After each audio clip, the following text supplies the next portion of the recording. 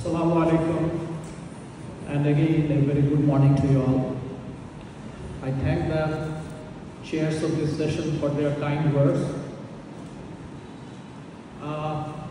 Today, I would like to talk about electrons and ions and solids. And I will start from very basic idea, and then I will try to build up upon those ideas. And I will try to show you all that starting from very simple understanding, you can really go very deep into the intricate physical properties of quantum physics. The talk I am going to present is going to be in mixed mode.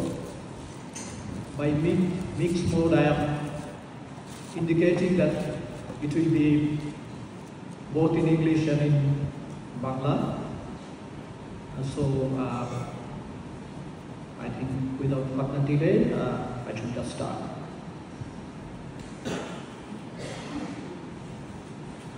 একেবারে শুরু থেকে যদি শুরু করতে চাই, because what I am going to present today, this is not a research work. This is just summary of very fundamental idea,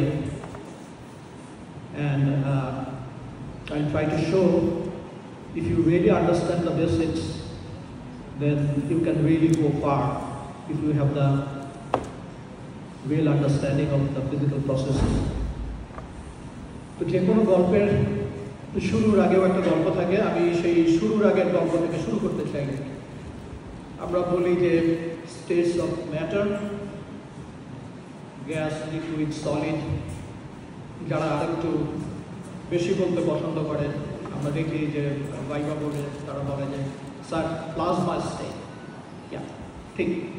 কিন্তু আমরা আসলে প্লাজমা স্টেট নিয়ে আজকে কোনো কথা বলবো না, আমরা একেবারে শুরু থেকে শুরু করবো, যেটা স্কুলের বিদ্যা। আমি স্কুলের বিদ্যা থেকে শুরু করে চেষ্টা করব যে সলিড স্টেট ফিজিক্সের যেগুলো অ্যাডভান্স টপিক আছে সেই পর্যন্ত কী করে সামনে এগোনো যায়। And this is going to be a long talk.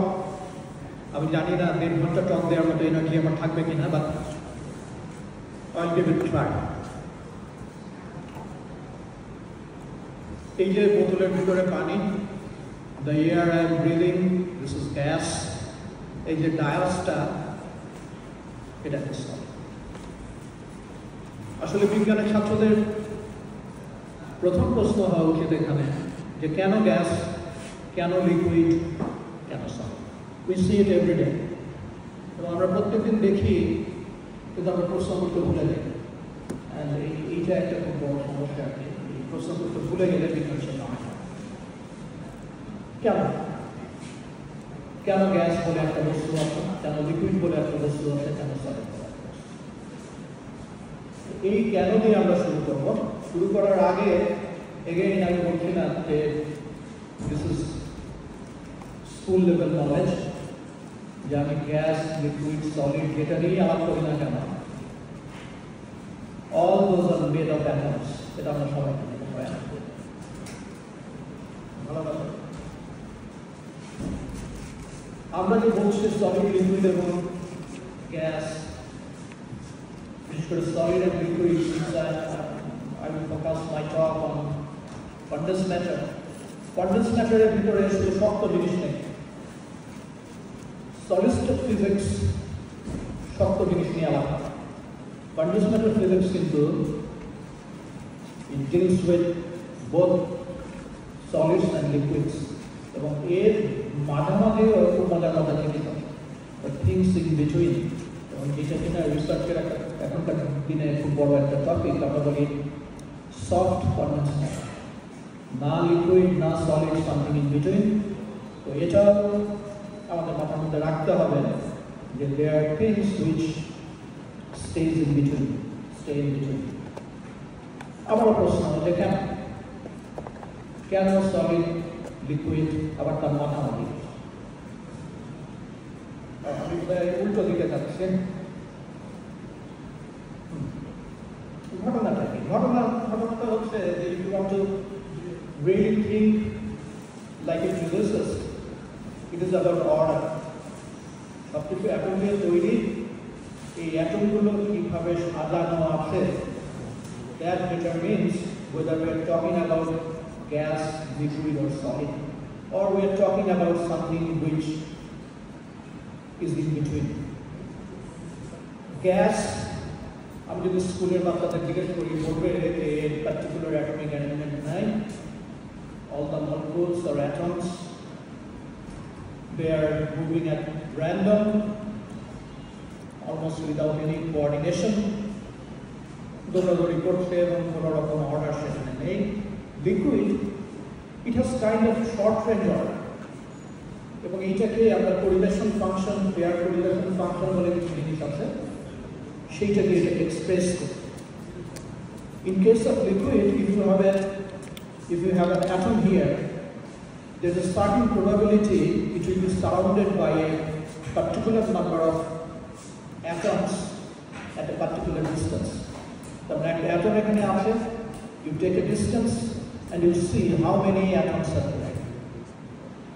Ebong apni jeta dekhben ওই যে pair correlation function, structure factor, all those things, আপনি যেটা দেখবেন যে হ্যাঁ, যে অ্যাটমগুলো আশেপাশে আছে, they are changing their identity, একবার A একবার O, but on average surrounding a particular atom there is a fixed number of atoms.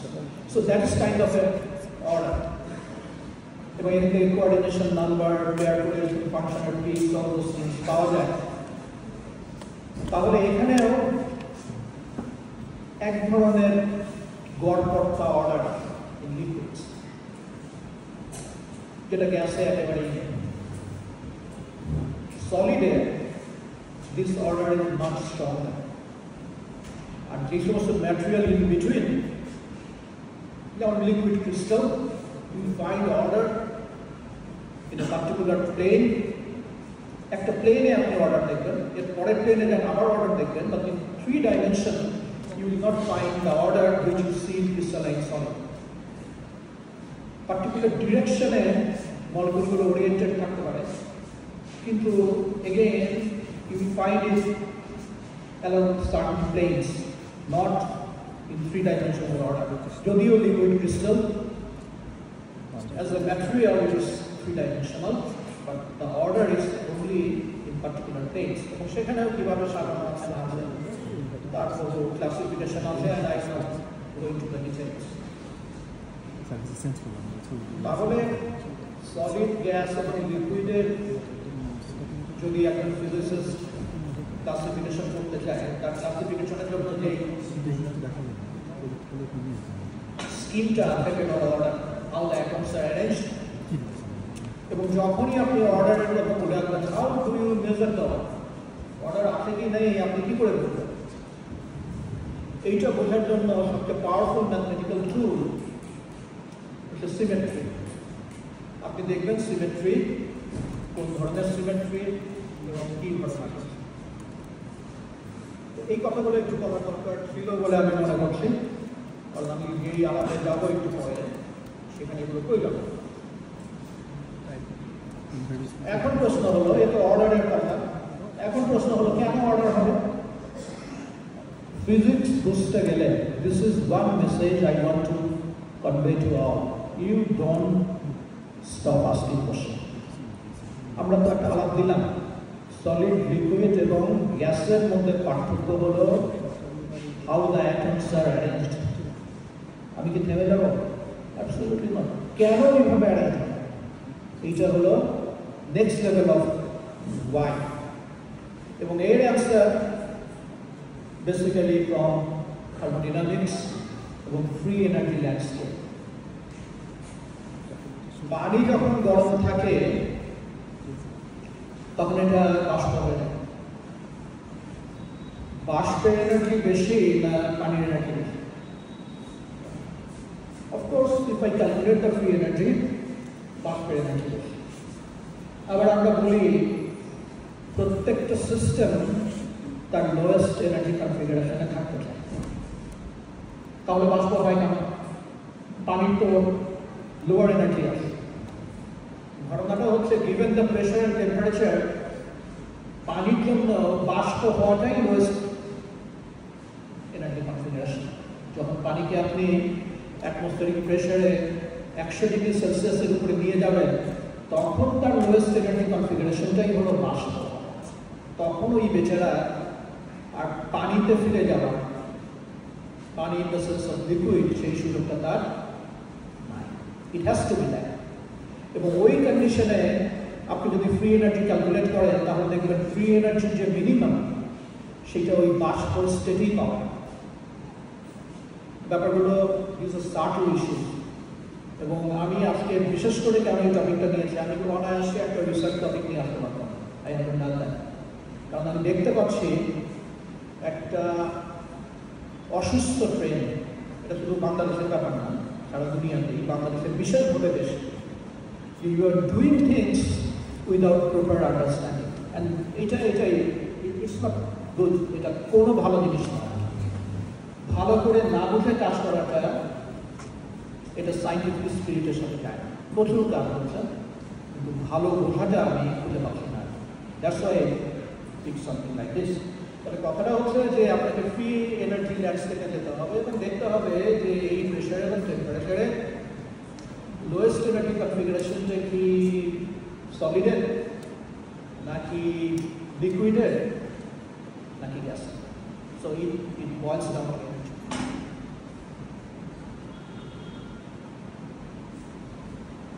এখন কথা হলো ক্রিস্টাল। আমি এখন সলিডে চলে এসেছি। সলিড হলেই যে ক্রিস্টাল হবে কথাটা ঠিক।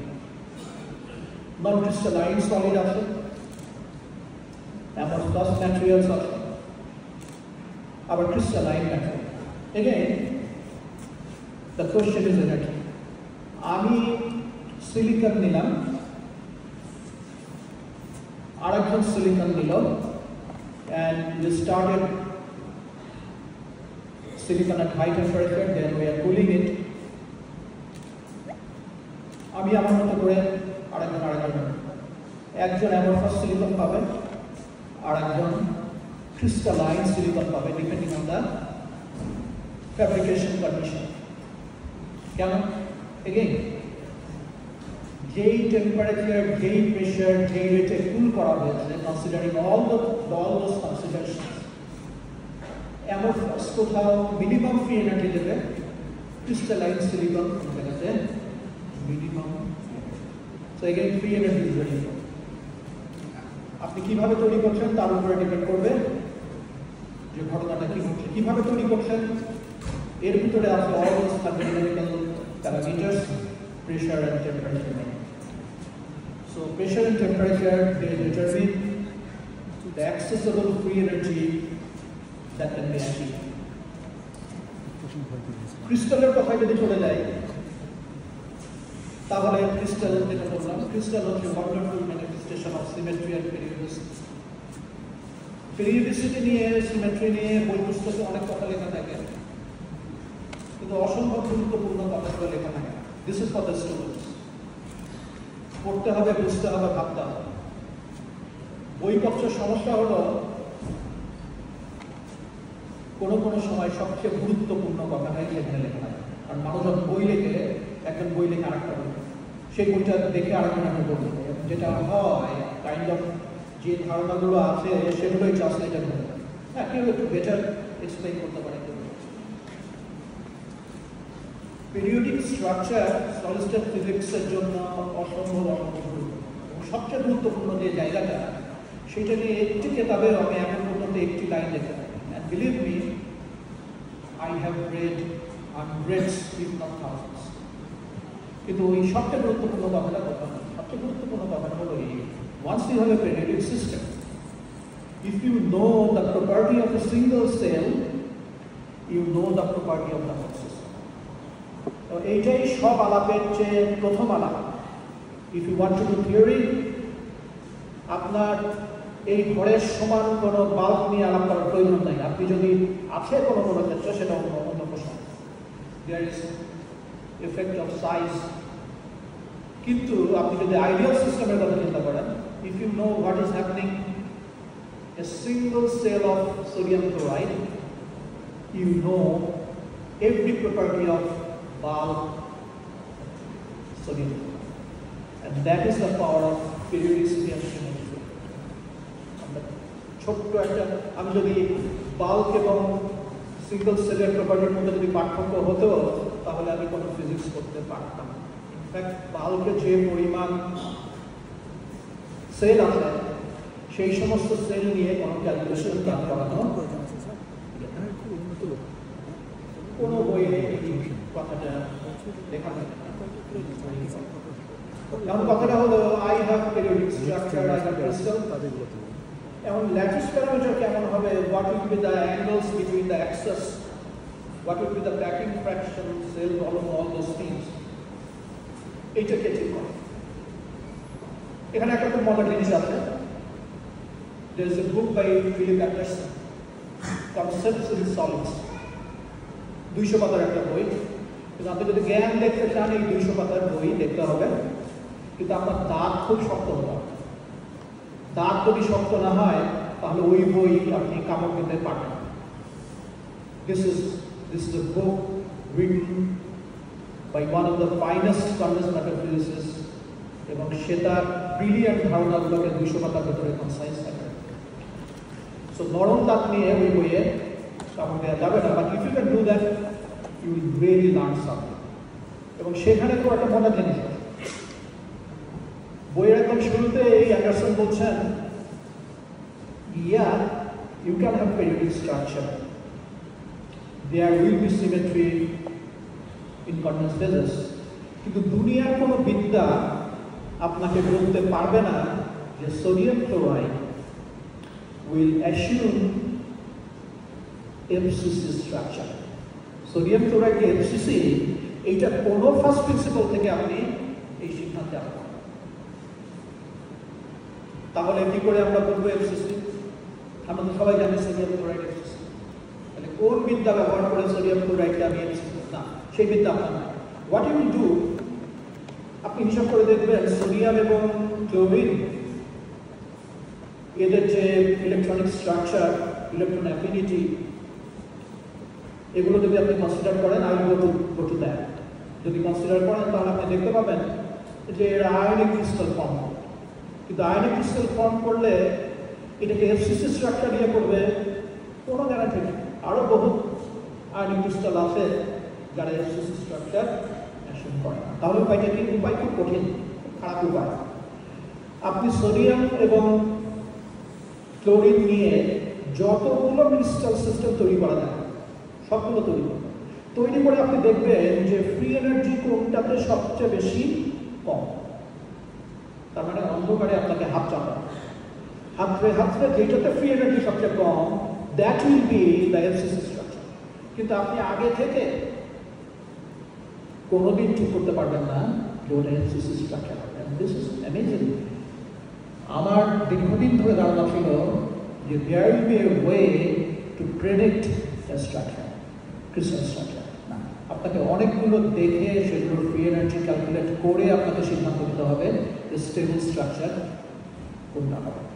And once you have found the stable structure, then you know the last parameter, angles, packing fraction, cell volume. তাহলে আমরা কি করব? আমাদের জন্য মস্ত বড় সুবিধা হয়ে গেছে, আমাদের এসব থিওরিটিক্যাল ক্যালকুলেশন করতে হয় না।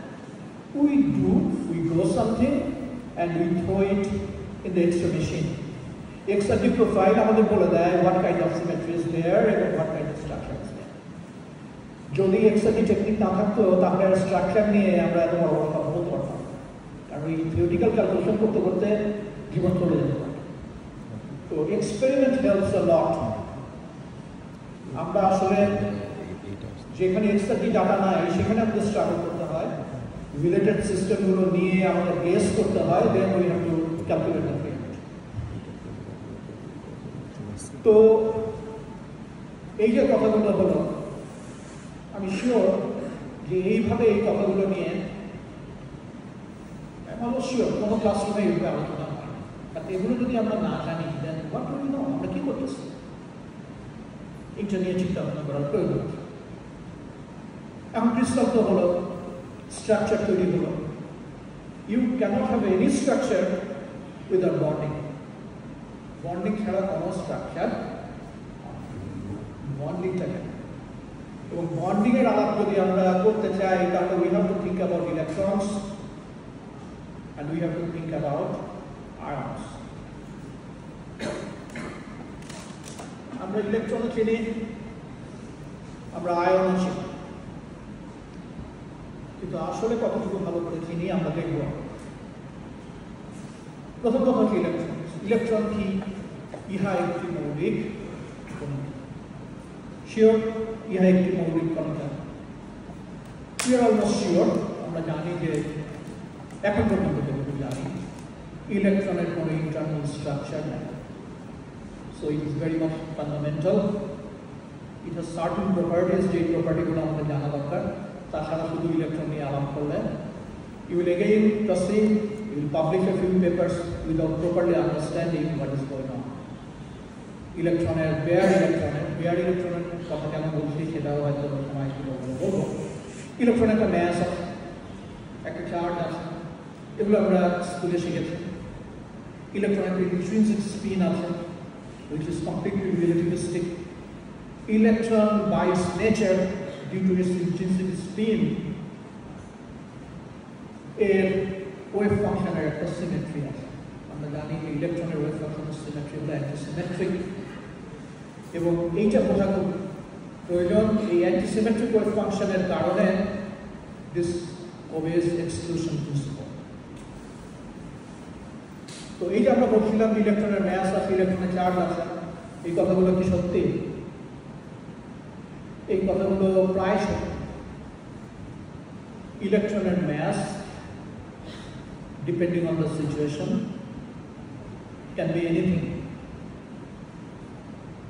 Even this mass can be negative, this mass can be positive, this mass can be so much higher than the bareness of electron that আমরা মুখস্থ করে বসে আছি।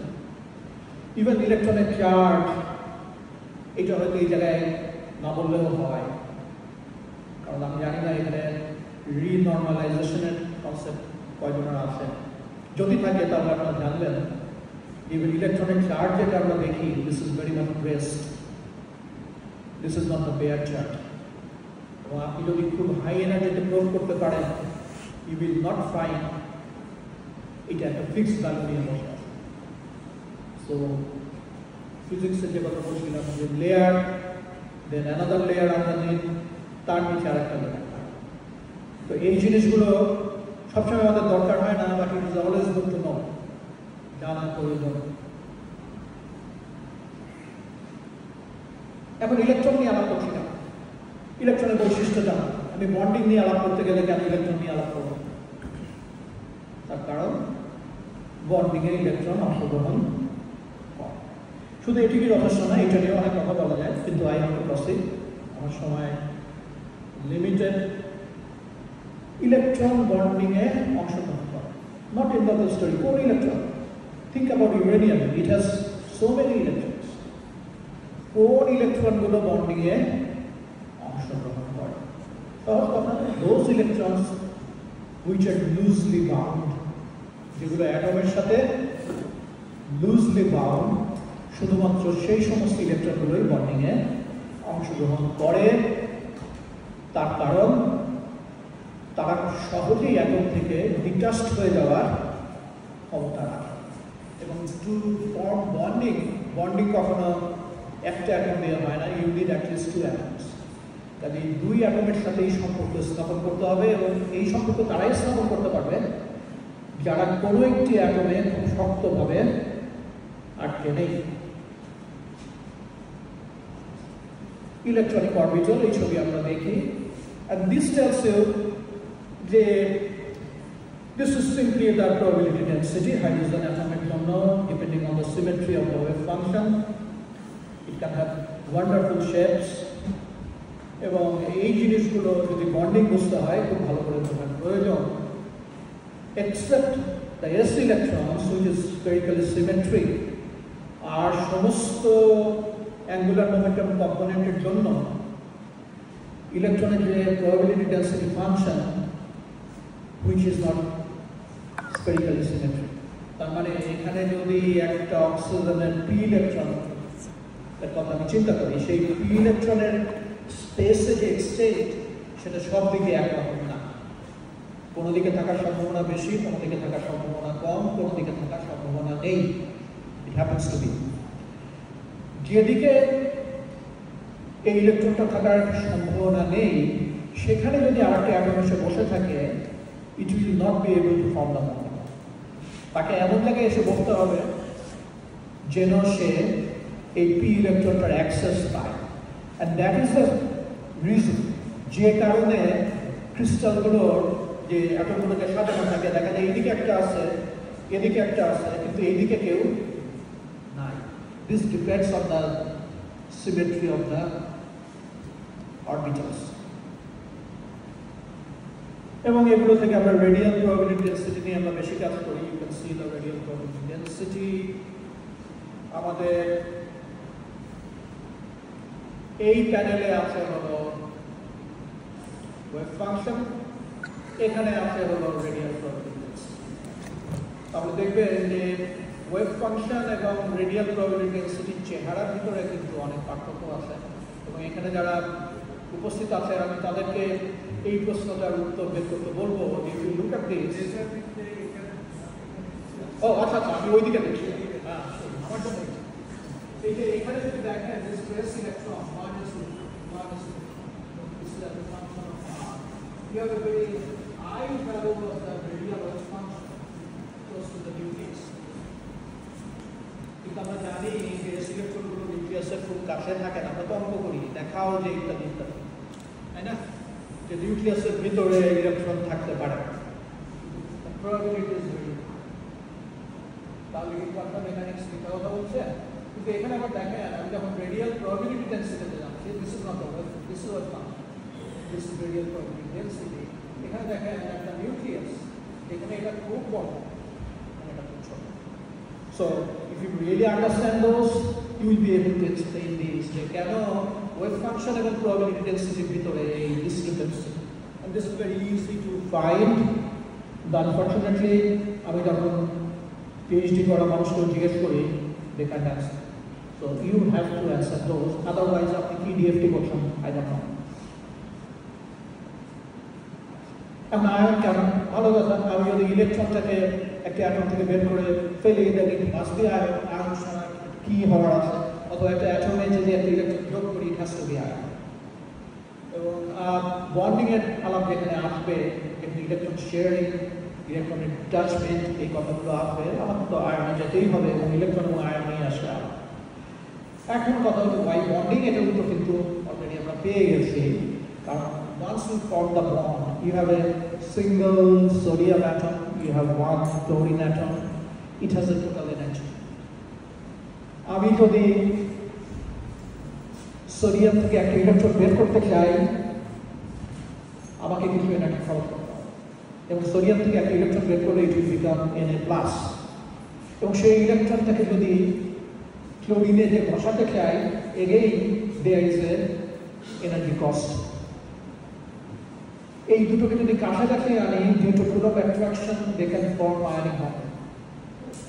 আমাকে সোডিয়ামের এনার্জি হিসাব করতে হবে, সোডিয়াম থেকে একটা ইলেকট্রন বের করলে তার এনার্জির যে অবস্থা হয় সেটা ইয়ে করতে হবে, ক্লোরিনের এনার্জি বের করতে হবে, ক্লোরিন থেকে একটা ইলেকট্রন বের করলে তার কি অবস্থা হয় তার এনার্জি বের করতে হবে। তারপরে আমি একটা পুল অফ ইন্টারাকশন পারমিট করবো, পারমিট করে দেখতে হবে in the form A bound state, সেখানে টোটাল এনার্জিটা কি। যদি আমার ফাইনাল টোটাল এনার্জি এই কম্পোনেন্টগুলোর টোটাল এনার্জির তুলনায় কম হয়, then energy incentive is there that they will form an ionic bond. এবং সেখানে হচ্ছে এই একই আলাপ, এটা বলছিলাম, it's the matter of energy. এবং ভেরি বেসিকটা কি, আমি যদি H2 কথাই চিন্তা করি, this is between two similar atoms. আমার ইলেকট্রন আছে, প্রোটন আছে, তারপরে H2 তৈরি হলো, এবং সেখানে আমি দুটো H থেকে যখন এই জায়গাতে আসলাম, the bonding stage, the electron will be in between. এই ইলেকট্রনটা এর সাথে পুল অফ ইন্টারাকশনের সুবিধা পায়, এর সাথে পুল of ইন্টারাকশনের। And since this is attractive, দুটো জায়গা থেকেই সে এনার্জি মিনিমাইজ করার একটা উপায় বের করতে পারে। That's why molecular hydrogen is formed. তো এটা নিয়ে আমি আরো একটু ডিটেইলে যাব। টাইপস অফ বন্ডিং এখানে আছে, you have ionic, covalent, metallic, van der Waals এবং হাইড্রোজেন। আমি প্রত্যেকটা নিয়ে একটু একটু করে কথা বলবো। এবং আপনি যদি আয়নিক বন্ডের কথা চিন্তা করেন, in fact this is also prevalent for covalent bonding, আপনাকে কতগুলো জিনিস বুঝতে হবে। আয়নাইজেশন এনার্জি কি, ইলেকট্রন অ্যাফিনিটি কি, এই সমস্ত টার্মগুলো বুঝতে হবে। এখানে লেখা আছে, আমি দিস আর জাস্ট ডেফিনিশনস, এগুলো আপনাকে জানতে হবে। এবং যখন আমরা আয়নিক বন্ডিং তৈরি করি, যেই এনার্জি গেইনটা হয় সেটা হলো কোহেসিভ এনার্জি। এবং এই এনার্জি গেইন যত বেশি, রাফলি দ্য বন্ডিং ইজ স্ট্রং। যত বেশি কোহেসিভ এনার্জি তত স্ট্রং বন্ডিং। কোভ্যালেন্ট বন্ডের জন্য কোয়ান্টাম মেকানিক্স ইজ বিউটিফুল। আমরা যদি বুঝি, ধরা যাক আপনি কোভ্যালেন্ট বন্ড ফর্ম অথবা আপনি সিম্পল একটা বন্ডিং এর কথা বলেন। আপনি যখন একটা অ্যাটমের ভিতরে আছেন, তখন আপনার যে ইলেকট্রনটা নিয়ে আপনি আলাপ করছেন সেটা ওই অ্যাটমের ভিতরে আছে। আপনি যখন বন্ড ফর্ম করলেন, তখন ওই ইলেকট্রনটাকে, since you are sharing it between two atoms, তার কি একটা অ্যাটমের সাথে থাকার প্রয়োজন আছে? সে কখনো এই অ্যাটমের সাথে, কখনো ওই অ্যাটমের সাথে। তার মানে প্রথমে আপনি এটাকে একটা বাক্সের ভিতরে আটকে রেখেছেন। এখন এটার জন্য যে স্পেস, সেটা হলো দুইটা বাক্স। এখন this is very simple picture, particle in a box. আপনি বক্সের সাইজ যত বড় করবেন, এনার্জি তত কমতে থাকবে। তাহলে সিম্পলি আমি বক্সকে ডাবল করে দিয়ে, if you remember what happens in particle in a box, আপনি বক্সের সাইজ বড় করে কিন্তু এনার্জি কমাইতে পারেন। সো আপনি যখনই শেয়ার করবেন, যত বেশি মানুষের সাথে শেয়ার করবেন, মানুষ না, অ্যাটমের সাথে শেয়ার করবেন, আপনার বক্স তত বড় হতে থাকবে। And you can lower the energy just by making the system bigger. এইটারই এক্সট্রিম এক্সাম্পল হচ্ছে মেটালিক বন্ডিং। মেটালিক বন্ডিং এ কি হয়? কোভ্যালেন্ট বন্ডিং এ we share electrons between two ions or between two atoms. Metallic bonding it extreme case of covalent bonding. দুইজনের সাথে share করে আমি ছেড়ে দিই, আমি বলি যে এই ইলেকট্রনটা সবার। এইটা বলার ফলে যে ঘটনাটা ঘটে, my box gets even bigger. এবং again you can lower the energy significantly, and that is the physical mechanism of metallic bonding. So এই যে কনসেপ্টগুলো, these are very simple. এরপরে আছে ভ্যান ডার ওয়ালস। এই ভ্যান নিয়ে একটা যন্ত্রণা আছে। এই ভ্যানে বি কখনো ছোট হাতের লেখে, কখনো বড় হাতের লেখে, এবং এখন খুব বেশি বেশি করে এইটাকে আবার বড় হাতের লেখা শুরু করেছে। সো আমি এখানে বড় হাতের লিখে ফেলেছি। Van der Waals bonding, hydrogen এবং মলিকুলার বন্ডিংস নিয়ে আর জাস্ট দুই একটা কথা বলবো। কথা হলো, if the condition is right, you can have crystals of inert gas. Xenon argon crystal হয়। এরা কি কোভ্যালেন্ট বন্ড ফর্ম করে? Because the atoms are too tightly bound. এরা কি আয়নিক বন্ড ফর্ম করে না? আয়নিক বন্ড ফর্ম করার কোনো সুযোগ নাই। Ionization energy is too high. Metallic bonding form করার তো প্রশ্নই ওঠে না। Again the electron is too tightly bound. তাহলে এরা যে ক্রিস্টাল ফর্ম করে, to form a crystal you must have বন্ডিংটা করে দিতে আসে। এটা হলো আমরা বলি ডিসপারশন ফোর্স ডাইপোলার ইন্টারাকশন। এই যে ইনার্ট গ্যাসের অ্যাটম যেগুলো আছে, they are kind of spherical, কিন্তু there is always fluctuation in the shape.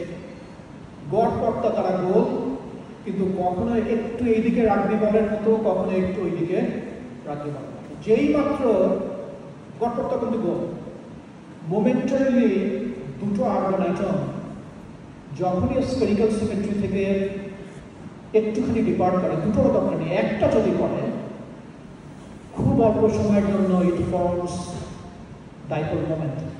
এবং যেই মাত্র সে ডাইপোল মোমেন্ট ফর্ম করলো, সাথে সাথে পাশের যেটা আসে সেইটাতে সে ডাইপোল মোমেন্ট ইনডিউস করে, because it produces an electric field and that induces the dipole moment to the neighbours.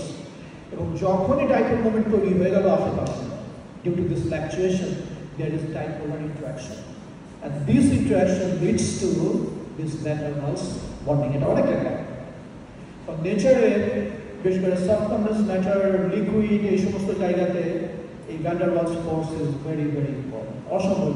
Then there is hydrogen bonding. Hydrogen বন্ডিংটা কেন হয়? হাইড্রোজেন বেচারা 1s electron, this is spherically symmetric, কিন্তু তার একটা যন্ত্রণা আছে। যন্ত্রণা হচ্ছে যে যেহেতু তার একটি মাত্র electron, on average spherically symmetric again is true, কিন্তু একটি মাত্র ইলেকট্রনের কথা যদি আপনি বলেন, তাহলে সে আইটার নিউক্লিয়াসের এই সাইডে এক মুহূর্তে, আর এক মুহূর্তে সেই সাইডে, যেই মুহূর্তে সেই সাইডে, the nucleus in this side is not properly shielded.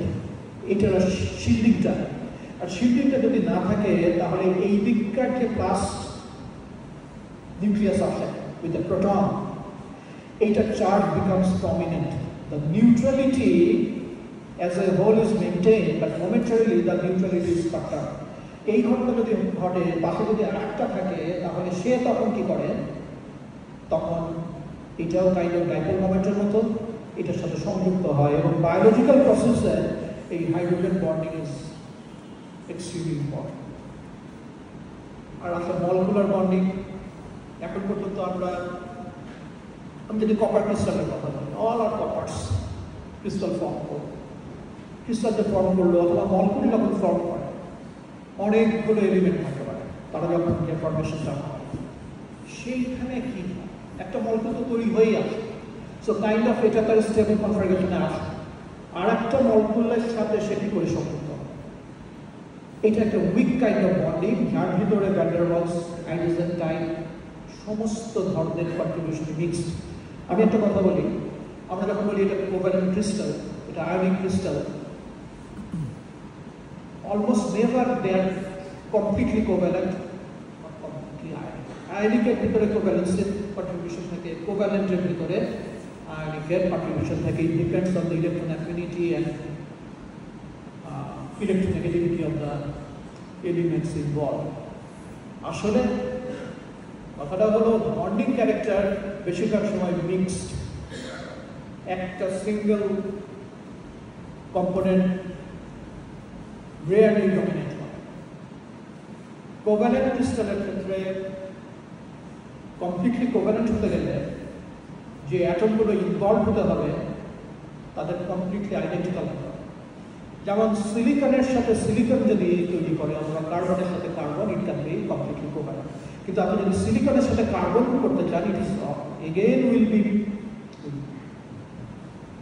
Largely covalent, but it can't be completely covalent. তার কারণ সিলিকনের সাথে সিলিকনের আলাদা যখন করবো, the two atoms involved, they have the same electronegativity, same electronaffinity. কিন্তু যখন আমি কার্বন এবং সিলিকনের কথা বলবো, এগেইন লার্জলি কোভ্যালেন্ট, কিন্তু যেহেতু একটা কার্বন একটা হচ্ছে সিলিকন, তাদের electronegativity, electronaffinity and all those things are never identical. এবং since they are not identical, they cannot be completely covalent. Anyway, এখানে বিভিন্ন বন্ডিং এবং তার ক্যারেক্টারগুলো আছে। This is I think a very useful table. এখানে অনেক রকমের কথাবার্তা আছে যেগুলো জানা দরকার।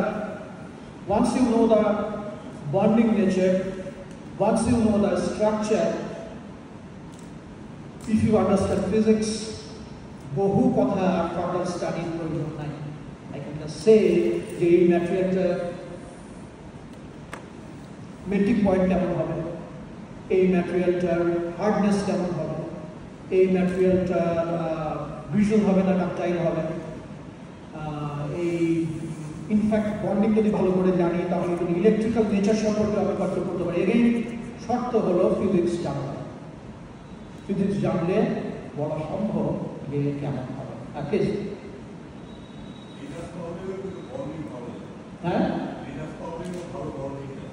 হ্যাঁ হ্যাঁ সবচেয়ে ভালো জানে, সবচেয়ে ভালো জানে। এবং রেজওয়ান ভাই খুব ভালো একটা পয়েন্ট দিয়েছে। এখন পর্যন্ত কেমিক্যাল বন্ডিং এর উপরে যত রকমের বই আছে, একটা বই হচ্ছে classic and that was by Pauling. Chemical bonding সম্পর্কে কেউ যদি জানতে চায়, he or she must read the book by Pauling, যেখানে সে কেন সবচেয়ে ভালো জানে, কারণ এগুলো তো মোরলেস তার হাতে তৈরি। The modern concept of quantum chemistry it came from Linus Pauling. হ্যাঁ please. But still, I found the classic the best one because উনি যে কথাগুলো বলেছেন, true. The Egyptian physicist, Nobel laureate, he has also a very good book on bonding. এখন কেন? এখন আমি আরেকটু সামনে গেছি, আমরা বন্ডিং করবো। ফ্রি ইলেকট্রন মডেল আসলে আমি পড়াইতে চাই না বা এটা নিয়ে আমি কথা বলতে চাই না, but there is a model for free electron model, and this is the simplest model you can think of electrons in a solid. এর চেয়ে সিম্পল কোনো মডেল না। এখন এখানে আমরা তো শিখেছি যে ইলেকট্রনটা কি জিনিস, এখন আমাদের শিখতে হবে ফ্রি জিনিসটা। ফ্রি ইলেকট্রন মডেল বলে দিলাম, আর এর সাথে ফ্রি শব্দটা আছে। আমি কি বুঝি ফ্রি জিনিসটা কি? ফ্রিডম, ফ্রি, এগুলো তো প্রত্যেক দিনের বোঝায়, কিন্তু ফিজিসিস্টের ফ্রি আমরা মাঠে ময়দানে যে ফ্রি করি সেই ফ্রি এক জিনিস না।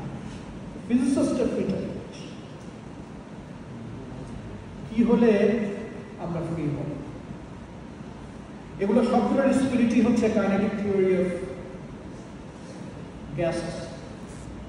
সেখানে আমরা বলেছি যে পার্টিকেলগুলো খুব ছোট, they are free, they don't interact, এই সমস্ত নানান কথাবার্তা বলা হয়। ফ্রি মানে হচ্ছে ফিজিক্সে যদি আমরা বুঝতে চাই, একটু ট্রিকি, বাট আমি যতটুকু সহজ করতে পারি। প্রথম কথা হচ্ছে ইট has to B force free configuration. কিন্তু ফোর্স ফ্রি কনফিগারেশনে থাকা মানেই ফ্রি না। কিন্তু এখানে ফ্রির সাথে ফোর্স ফ্রি কনফিগারেশন একটা কথা আছে। তার মানে হচ্ছে ভদ্রলোক কারোর উপরে যদি ফোর্স না থাকে তাহলে তার কি হয়? যেমন চলিতেছে তেমনই চলিতে থাকে, তার উপরে কোনো ফোর্স। তাহলে এই ইলেকট্রনগুলো যেমন চলছে তেমনই চলতে থাকে। এই ইলেকট্রনগুলোকে আমরা একটা মস্ত বড় বাক্সের ভিতরে করি। আমরা খুব বাক্স পছন্দ করি, বিকজ বাক্স মেক্স লাইফ ভেরি ইজি।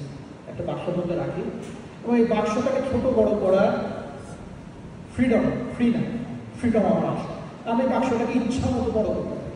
আমি যদি ইচ্ছা মতো বড় করি তাহলে যে ঘটনাটা ঘটে, বাক্স তো ওয়াল আছে, যতই ফ্রি হোক না কেন ওয়ালে যেতে করতে হবে, তাই না?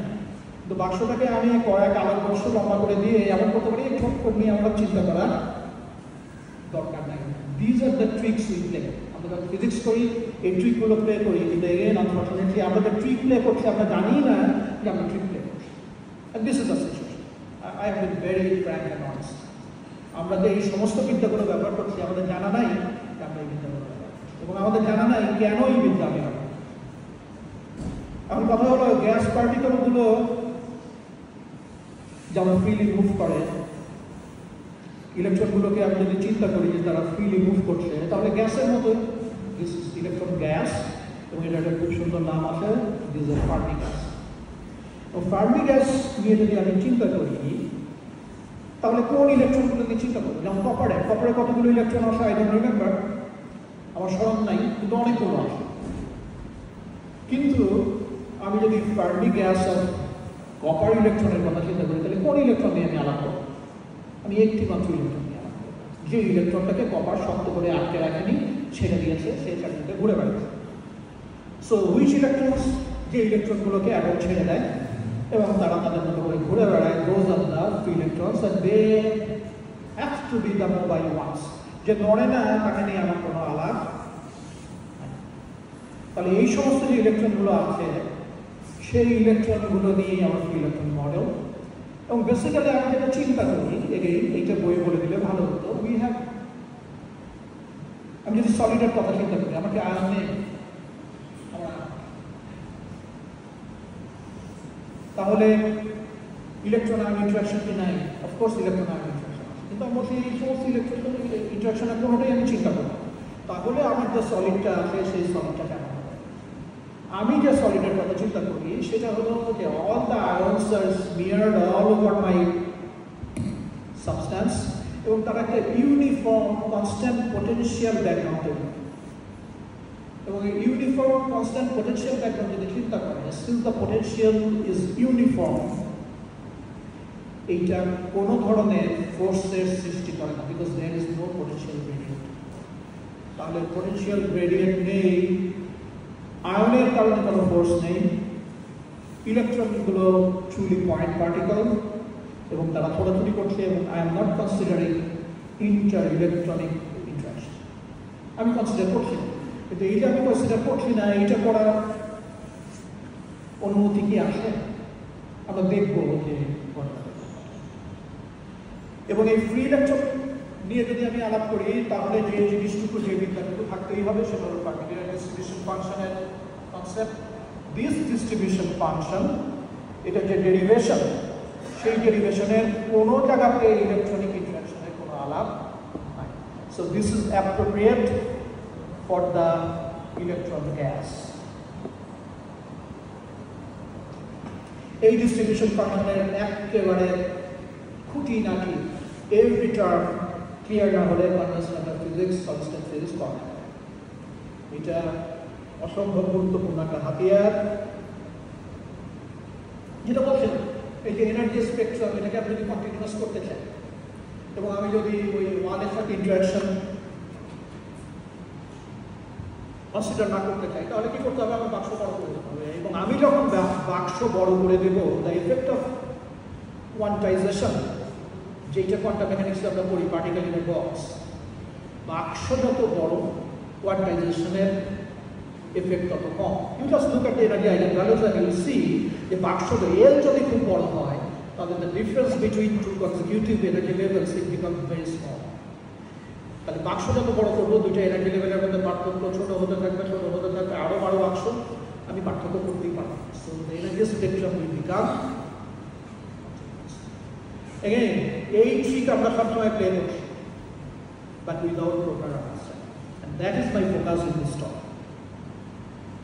তাহলে কন্টিনিউমে চলে যাব এবং ফ্রি ইলেকট্রনের ব্যান্ড স্ট্রাকচারটা চলে আসে। আমি কি ডট ডট ডট ডট করি? তা তো করি না। আমার যে এনার্জি স্পেকট্রাম, আমি এটাকে কন্টিনিউয়াসলি আঁকি। এটাকে আমি কখন কন্টিনিউয়াসলি আঁকাতে পারি? This is very much quantum mechanical. কখন আঁকাতে পারি? যখন কনজিকিউটিভ এনার্জি লেভেলগুলোর মধ্যে পার্থক্য খুব কম হয়। সেটা কখন করা যায়? যখন আমার বাক্স অনেক বড়। তো এই ছবিতে আমরা যখন আঁকছি, তখন there is this underlying assumption that the box is very large. এটা হলো গ্রাউন্ড স্ট্রাকচার। এগুলো তো Fermi energy density states, all those are based on electron model. এখানে কেমিক্যাল পোটেনশিয়ালের একটা কনসেপ্ট আছে। কেমিক্যাল পোটেনশিয়াল এবং ফার্মি এনার্জি একই জিনিস না, but very often we treat them as equal, এবং তার পিছনেও যুক্তি আছে। কেমিক্যাল পোটেনশিয়ালের এক্সপ্রেশন আমরা বের করি by fixing the number of electrons per unit volume. এটার একটা টেম্পারেচার ডিপেন্ডেন্স আছে, but this is very weak, very very weak. সেই কারণে ইন রিয়েল সিস্টেমস আমি এরকম একটা সিস্টেম থেকে তৈরি করতে পারি। I can artificially construct a system with very low electron density, যেখানে কেমিক্যাল পোটেনশিয়াল এবং ফার্মি এনার্জি যে অলমোস্ট ইকুয়াল, এই অ্যাজাম্পশন একেবারেই খাটবে না। কিন্তু আমরা যেসব ম্যাটেরিয়াল নিয়ে এভরিডে লাইফে কাজ করি, সেখানে this assumption is very valid. তো এইটা দিকটা একটা মারাত্মক table every student, every researcher বুঝতে হবে। এখানে ডেন্সিটি স্পেস এবং অকুপেশন নাম্বার তার একটা সম্পর্ক দেখানো আছে। Again this is very trivial. আমি ফার্মি ডিস্ট্রিবিউশন ফাংশন জানি, আমি ডেন্সিটি স্পেস জানি। perpendicular distribution function will give me the probability of occupation. Density of states will give me number of available states. এর কোনটা থেকে কতগুলো ইলেকট্রন কোথায় আছে তা আমরা ইন্ডিভিজুয়াল একটা প্রবাবিলিটি দেবে আর দেবে কতগুলো স্টেট আছে। if you multiply these two then you get the number. so number বের করাটা ট্রিক হচ্ছে এটাকে গুণ করা, এটা বুঝতে হবে। এখন আমি একটু আগের স্লাইডে ফিরে যাই। আমি যদি ফ্রি ইলেকট্রন মডেলে থাকি তাহলে total energy of the system শুধু ইলেকট্রনের কাইনেটিক এনার্জি। আমরা uniform potential due to the ions এটাকে হিসাব থেকে বাদ দিয়ে দিই, because it does nothing.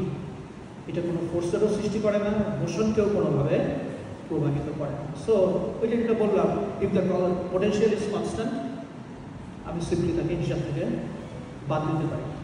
Gauge invariance is related to this.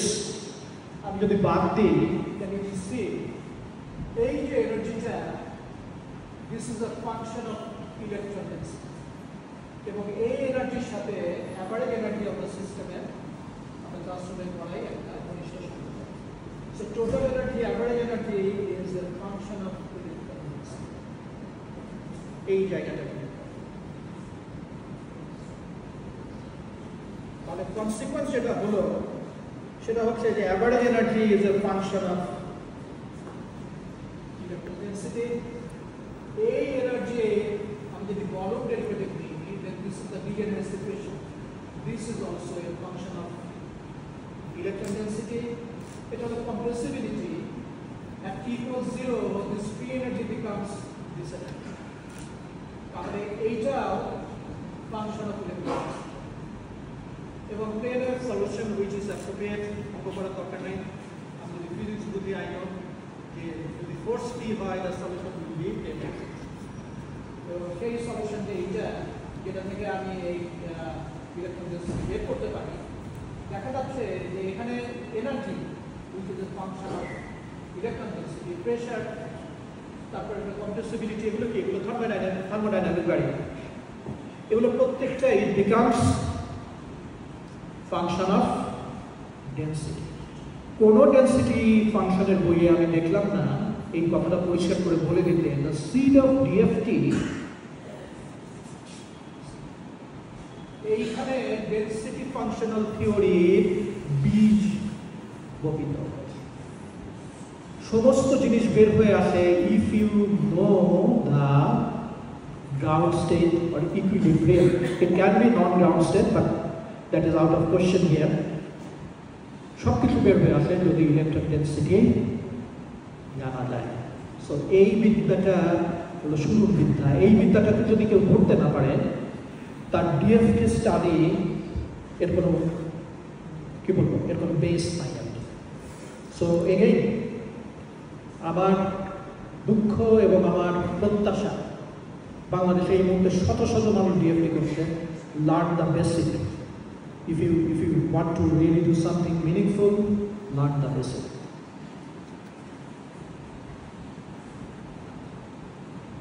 এখন এই যে ফ্রি ইলেকট্রন মডেলের কথা বললাম, মারাত্মকভাবে এটা সাকসেসফুল।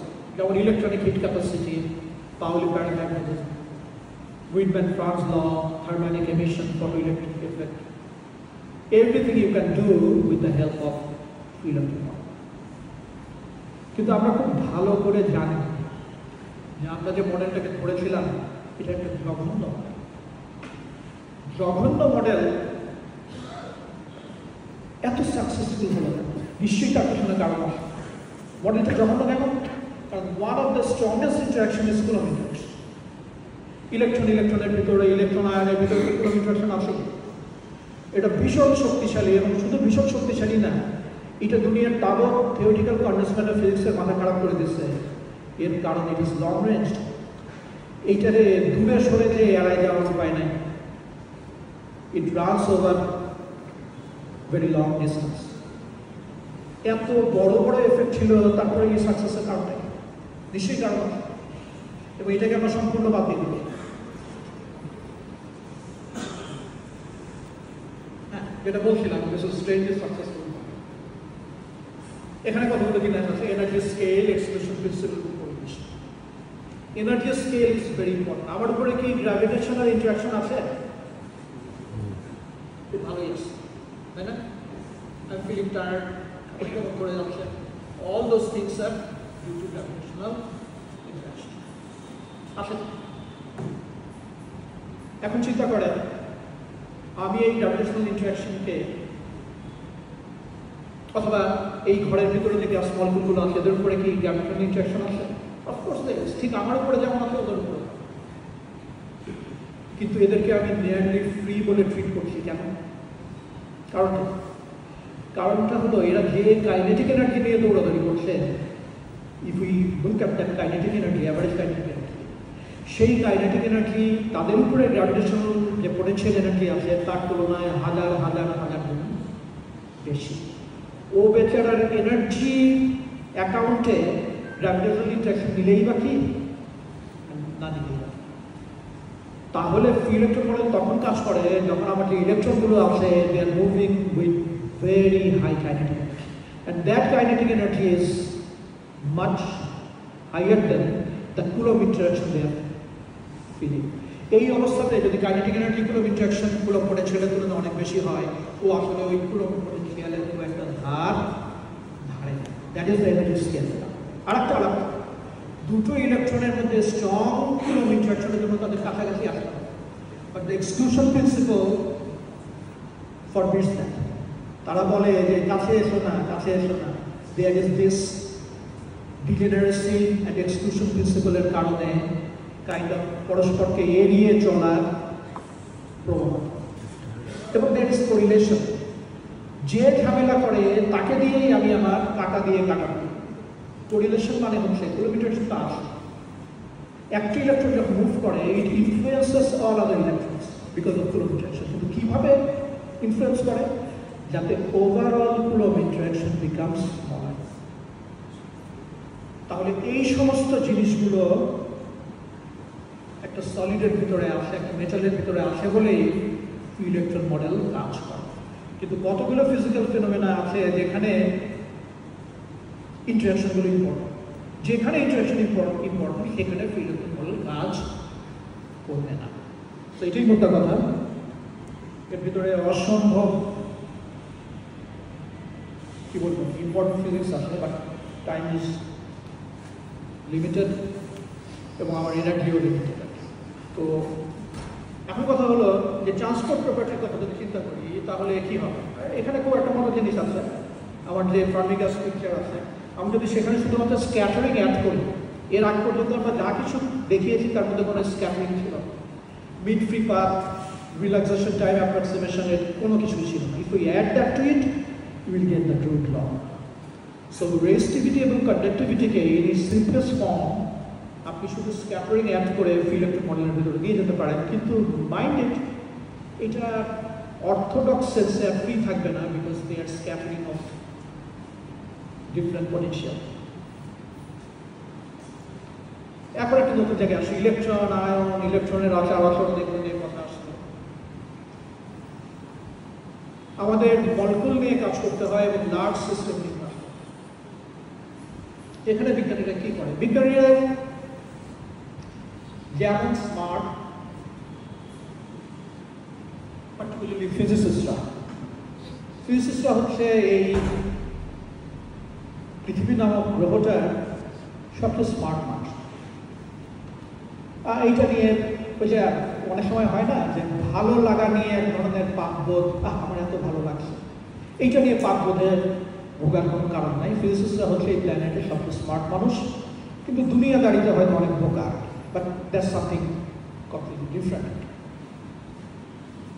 একই সাথে তারা যে কাজগুলো করে সেগুলো খুব যে অসাধারণ কাজ না, সাধারণ কাজ, কিন্তু ওই সাধারণ কাজটা করতে গেলে সাহস হয়। এইটা একটা অ্যাটম, এইটা একটা, এবং এর যে ইলেকট্রনিক কনফিগারেশন আমার জানা আছে, ইলেকট্রনিক ওয়েভ ফাংশনগুলো আমার জানা আছে। এরা যদি মলিকুল ফর্ম করে তাহলে এখন ওয়েভ ফাংশনগুলো চেহারা কেমন? if you think quantum mechanically and if you want to solve this problem exactly, জীবন শেষ হবে। কিন্তু ওই যে বললাম ফিজিক্সরা যে সমাধানটা বের করে সেটা হলো সবচেয়ে সহজ সমাধান এবং সবচেয়ে সাধারণ সমাধান। এই সবচেয়ে সহজ এবং সাধারণ সমাধান করে তারা নোবেল প্রাইজ পেয়ে যায়, আমরা পাই না।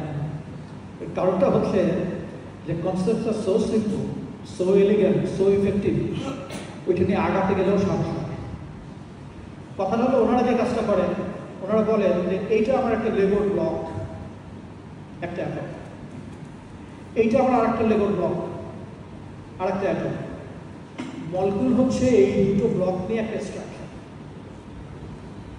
তাহলে সবচেয়ে সহজ উপায় কি ওয়েভ ফাংশন তৈরি করা?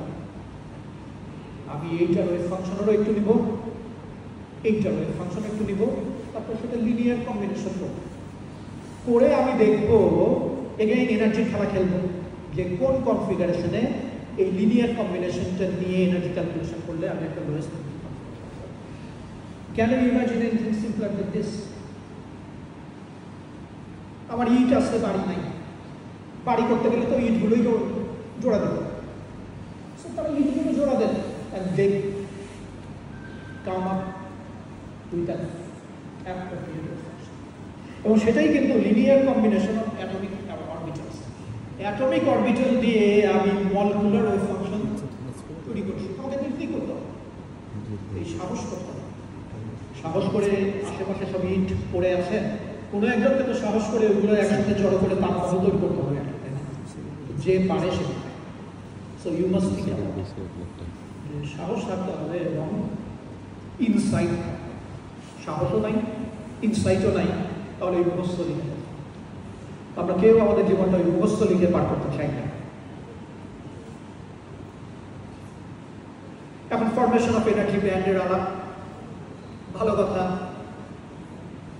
আমার এখানে একটা কপার আছে, এখানে একটা কপার আছে, আউটার মোস্ট শেলে এস ইলেকট্রন আছে একটা, তার ভিতরে যদি একটু ঢুকি, আই উইল হ্যাভ D9 বা D10, I don't remember it. Sir বসে আসেন, স্যার বোধহয় পরিষ্কার বলতে পারবেন, স্যার এগুলো মনে থাকে। 3D10 নাকি কিছু আসে। Once you understand the physics, ওইটা 9 না 10 না 7 ইউ ক্যান হ্যান্ডেল। ওই পড়তে স্ক্রিপ্টটা নিয়ে যেতে হবে যে 9 হলে কি হবে বুঝতে হবে, 10 হলে কি হবে বুঝতে হবে। আউটার মোস্ট সেলে একটা করে 4s ইলেকট্রন এবং তাদের ডিসক্রিট এনার্জি লেভেল আছে। Once I take or bring those atoms closer, এই যে অলমোস্ট ফ্রি যে 4s ইলেকট্রনগুলো আছে, যে ওয়েভ ফাংশনে যখন ওভারল্যাপ হয়, কারণ এক্সক্লুশন প্রিন্সিপাল বলে তোমরা কিন্তু বিপজ্জনক খেলা খেলতেছো, আমাদেরকে এত কাছে নিয়ে এসছো, এত কাছে যদি নিয়ে আসো তাহলে সিঙ্গেল এনার্জি লেভেলে আমরা দুজন থাকতে পারবো না। তখন তাকে কি করতে হয়? একটা এনার্জিকে একটু উপর দিকে তুলতে হয়, একটা এনার্জিকে একটু নিচের দিকে নামাতে হয়। This is the so called lifting of degeneracy. এখন এরকম যদি ট্রিলিয়নস অফ কপার অ্যাটমকে কাছে নিয়ে আসা হয়, তাহলে ট্রিলিয়নস অফ 4s ইলেকট্রনগুলো ওই তাদের এনার্জি অ্যাডজাস্টমেন্ট করতে যে সামান্য করে they will form a 4s band, energy band form করবে। কথা হলো ওভারল্যাপ কি শুধু এস ইলেকট্রনের হবে? ওয়াই নট ডি ইলেকট্রনের স্পেসে এক্সটেন্ড ছোট হলেও ওদেরও হবে। তাহলে যখন ক্রিস্টাল ফর্ম করছে সলিড স্টেটে কপারের সমস্ত অ্যাটমগুলো যখন কাছাকাছি চলে এসছে, তখন 4s যেমন একটা 4s ব্যান্ড তৈরি করবে, 3D তেমন একটা 3D ব্যান্ড তৈরি করবে, একেবারে শেষ করবে। বিকজ দ্য ওভারল্যাপ যত ছোটই হোক না কেন চিনতে যায়। তো এইভাবে ব্যান্ড ফর্মেশন হয়। The picture is here. Tight binding model সবাই পারমিট করবে না বলে আমি ওখানে যাব না। This is the simplest way of getting to the band structure. এটা আমাদের সিলেবাসে আছে, কিন্তু কোনো ছাত্রই ক্যালকুলেট করতে পারে না। আমাদের উচিত অন্তত টাইট বাইন্ডিং ক্যালকুলেশনটা যেন করতে পারে সেই পর্যায়ে পর্যন্ত আমাদের সিলেবাসটা নেই। টাইট বাইন্ডিং মডেলে বিভিন্ন অরবিটাল ওভারল্যাপের ফলে এই ব্যান্ডটা তৈরি হয়। you solve it with overlapping triggers, you can create band gaps. তো এই ব্যান্ড গ্যাপের ফলে আমাদের মেটাল, ইনসুলেটর, সেমিকন্ডাক্টর এই ক্লাসিফিকেশনগুলো করা সম্ভব। তো এইখানে যে আলাপটা ইম্পর্টেন্ট সেটা হলো যে প্রি ইলেকট্রন মডেলে মেটাল ছাড়া কিছু নাই। প্রি ইলেকট্রন জগতে কোনো ইনসুলেটর নাই, কোনো সেমিকন্ডাক্টর, কিন্তু টাইট বাইন্ডিং ব্যান্ড গ্যাপ তৈরি করতে পারে। এবং এরপরে যেটা আসছে সেটা হলো নিয়ারলি প্রি ইলেকট্রন মডেল। এখানে জাস্টিফিকেশনটা কি? আমরা তো দেখলাম যে প্রি ইলেকট্রন মডেলে আসলে জাস্টিফিকেশন খুবই দুর্বল জাস্টিফিকেশন, স্টিল ইট ওয়ার্কস। তার কারণ exclusion principal, correlation and the kinetic energy of the mobile electrons এইটাকে ফ্রির মতো আচরণের দিকে নিয়ে যায়। Nearly free electron model is better then free. সেখানে আমরা একটা পেরিয়ডিক পোটেনশিয়াল পারমিট করি, which must be there because ions are sitting at the lattice points. এইখানে আরেকটা পয়েন্ট, আমাকে এগুলো সবই কালকে রাত্রে করতে হয়েছে আর কি, কালি তারা পর্যন্ত অ্যাবসলিউটলি কোনো সময় ছিল না। স্ক্রিনিংয়ের কথাটা আমি বলিনি, আমি এইটাকে তৈরি করতে করতে এক পর্যায়ে আমার স্ক্রিনিংয়ের কথাটা বলা খুবই দরকার। সেটা হলো যে ফ্রি ইলেকট্রন মডেল কাজ করার পিছনে আরেকটা ব্যাপার আছে, যে ইন এ মেটালিক সিস্টেম চার্জকে স্ক্রিন করে। কেমন? আমি যদি কপারের কথা চিন্তা করি, all the mobile electrons are roaming around and I add a positive charge somewhere, তাহলে সাথে সাথে কি ঘটনা ঘটবে? যে ইলেকট্রনগুলো আসে তারা একটু ওই পজিটিভ চার্জটার দিকে ঝুঁকে যায়। তাহলে আপনি যদি দূর থেকে দেখেন তাহলে এই পজিটিভ চার্জটার এফেক্ট কি আগের মতোই থাকবে না আগের চেয়ে দুর্বল হবে? অফকোর্স দুর্বল হয়ে যাবে, কারণ যে ইলেকট্রনগুলো তাকে চারিদিকে ঘিরে ধরবে, they will screen the effect of positive charge at a far away point. This is screening. This happens, ইলেকট্রনগুলোকে আয়ন স্ক্রিন করার চেষ্টা করে, আয়নগুলোকে ইলেকট্রন স্ক্রিন করার চেষ্টা করে। এর ফলে আমরা যে কুলম্ব ইন্টারঅ্যাকশনের কথা বলছিলাম যে এত খারাপ, সে আর এত খারাপ থাকে না, ইট বিকামস শর্ট রেঞ্জ এবং কুলম্ব ইন্টারঅ্যাকশনের স্ট্রেংথ তো কমে যায়। তো এইটাকে আমরা যদি অ্যাকাউন্টে আনতে চাই তাহলে যেটা করা সবচেয়ে সহজ সেটা হলো in terms of the dielectric function. এবং যেটা আমাদের কাছে মনে হয় potential, it becomes reduced by the dynamic susceptibility. Susceptibility না বলে আমি যদি বলি ডাইনামিক ডাইইলেকট্রিক ফাংশন তাহলে সুবিধা হবে। এখানে ডাইইলেকট্রিক ফাংশন এটা why is it dynamic?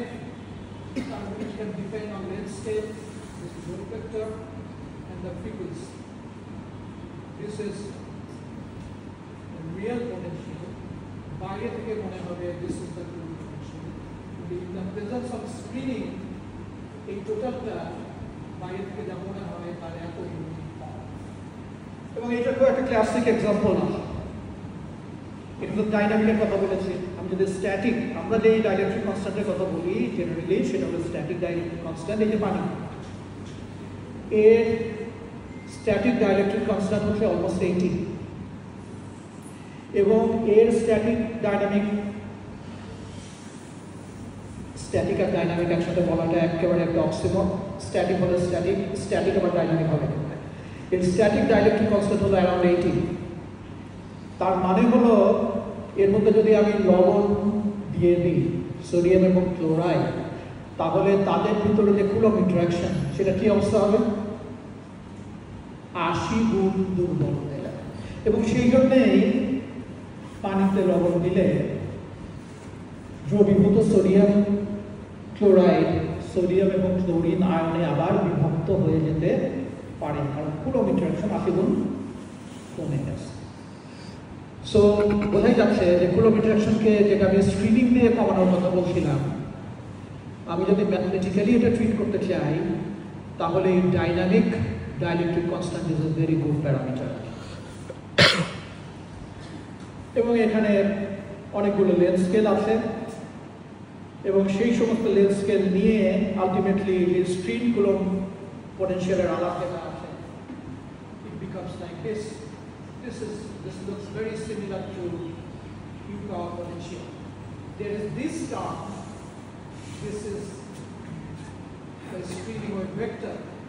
এটা এই পোটেনশিয়ালকে যতক্ষণ 1/r আছে ততক্ষণ কিন্তু এর রেঞ্জ অনেক বড়, কিন্তু যখনই একটা নেগেটিভ এক্সপোনেন্ট চলে আসছে ডিউ টু দ্য স্ক্রিনিং, এটার রেঞ্জ অনেক ছোট হয়ে যাচ্ছে। এবং this helps nearly free electron মডেলে এবং ফ্রি ইলেকট্রন মডেলে ইন্টারাকশন ইজ উইকেন্ড। এখানে খুব দারুণ দারুণ জিনিস আছে, কি করে চার্জ ডেনসিটি ওয়েভ তৈরি হয়, ফার্মি সারফেসের নেস্টিং কি করে তৈরি হয়। তার কারণ আমি যদি প্রপারলি ট্রিট করি this dielectric function, then I will see যে কঠিন অঙ্ক তাও না, যে there is a natural length scale অথবা wave vector which comes into play, আর সেটা হলো ফার্মি ওয়েভ ভেক্টর। এই ফার্মি ওয়েভ ভেক্টর পুরো ফাংশনটাকে এমনভাবে মডুলেট করে যে যদি দুটো ফার্মি শিটের মধ্যে পার্থক্য হয় 2kF, তাহলে এক ধরনের চার্জ ডেনসিটি ইনস্টেবিলিটির সৃষ্টি হয়। এটাকে বলে ইভেন যে ফার্মি ডিরাক ডিস্ট্রিবিউশন ফাংশন ছিল সেখানে একটা অ্যানোমালি দেখা যায়, এটাকে বলে কোন অ্যানোমালি। তো এই সব কিছুই কিন্তু স্ক্রিনিং এবং ডাইলেকট্রিক ফাংশনের স্পেস এবং টাইম ডিপেন্ডেন্সের উপর।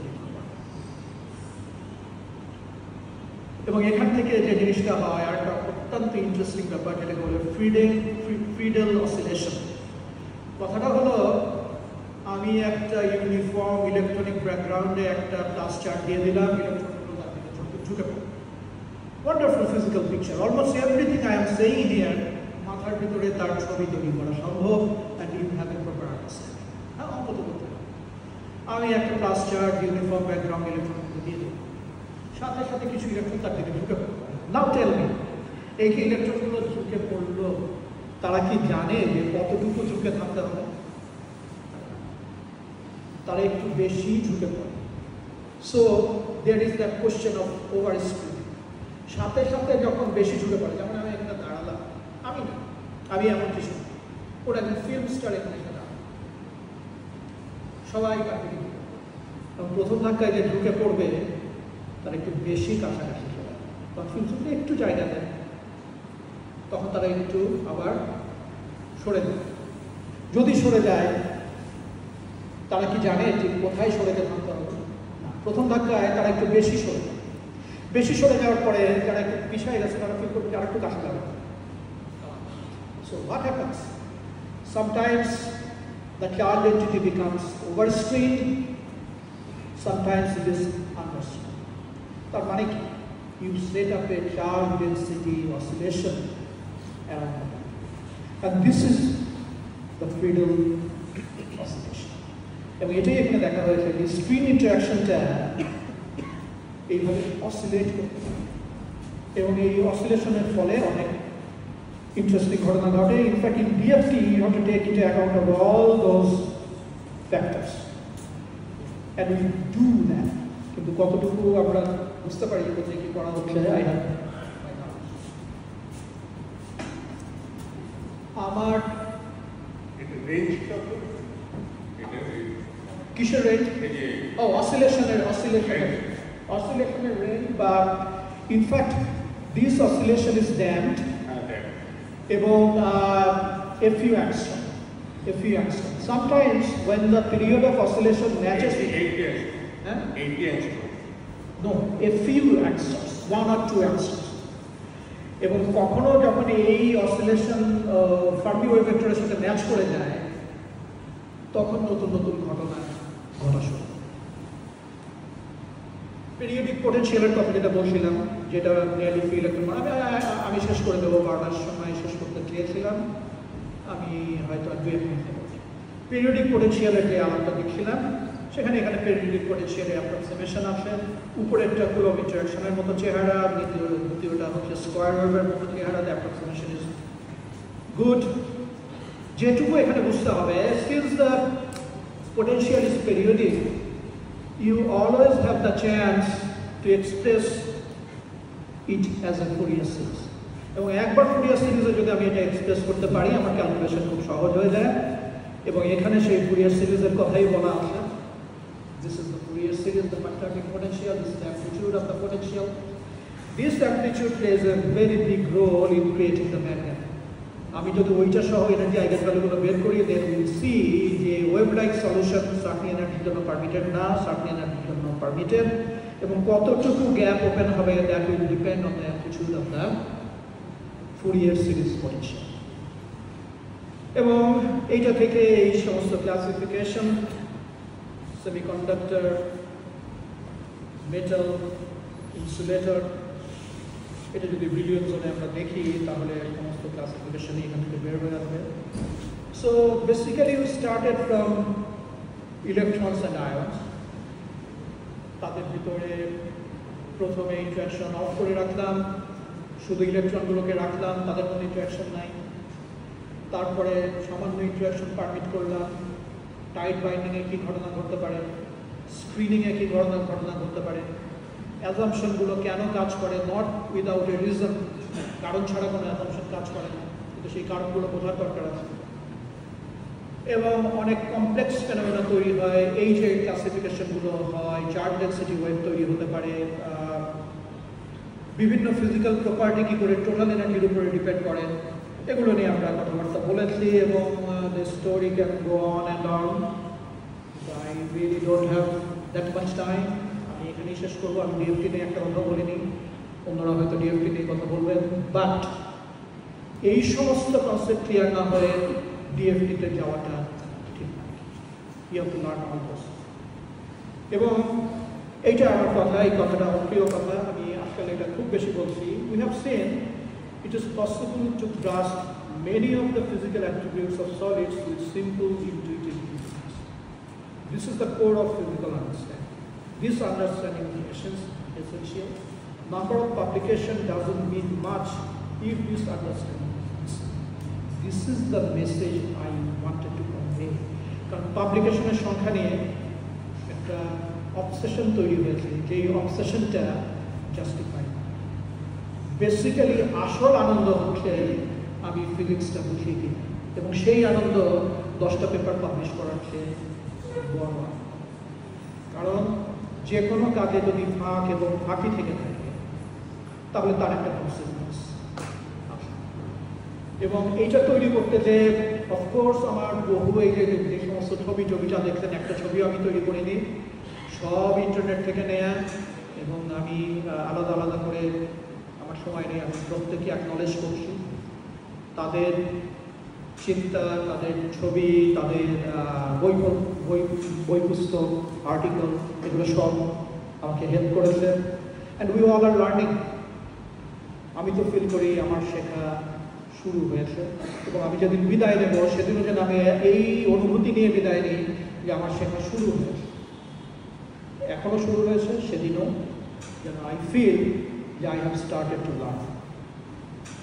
কোনো কোশ্চেন থাকলে আপনারা করতে পারেন লিমিটেড টাইমের ভিতরে এবং সবাইকে অসংখ্য ধন্যবাদ এবং অর্গানাইজারদের আমি ধন্যবাদ জানাই আমাকে এই সুযোগটা করে দেওয়ার জন্য thank you so much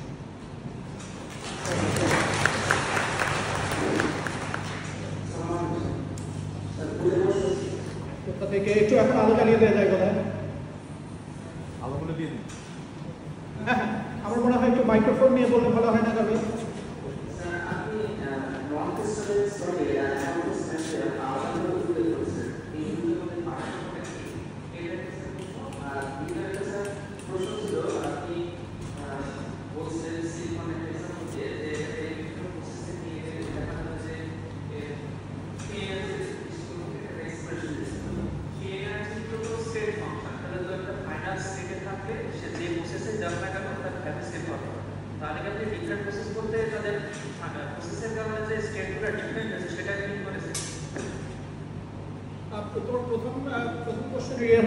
non-crystalline এবং amorphous-এর ভিতরে যে পার্থক্যের কথা বলা হয় you don't take it very seriously কথাটা হচ্ছে লেভেল অফ crystallinity এটা মেজার করার প্যারামিটার এমন সিচুয়েশন হতে পারে যে তোমার in the presence of mixed phases এইটা শুধু অ্যারেঞ্জমেন্টের উপরে নির্ভর করে না। তুমি যখন ইয়ের কথা বলো, অ্যামরফাস ক্রিস্টালের কথা বলো, তখন তুমি কোঅর্ডিনেশন এবং এক্সাক্টলিতে যেটা দেখো সেটা নিয়ে আলাপ করো।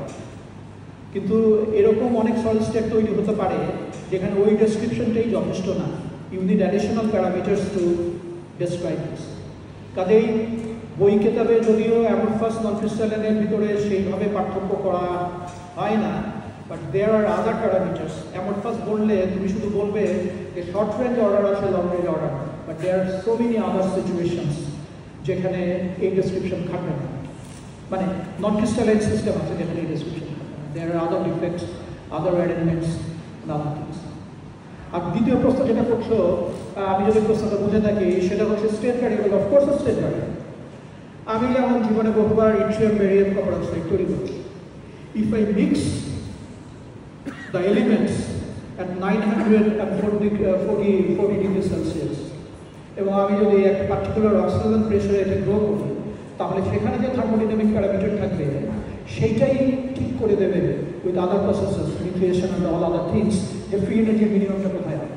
কিন্তু আমি যদি এটা তৈরি করা শুরু করি 1000 ডিগ্রি সেলসিয়াসে এবং উইথ ডিফারেন্ট প্রেশার, তখন ওইটার সাথে অ্যাপ্রোপ্রিয়েট যে ফ্রি এনার্জি মিনিমাম সেটা ঠিক করে দেবে যে এটার স্ট্রাকচারটা।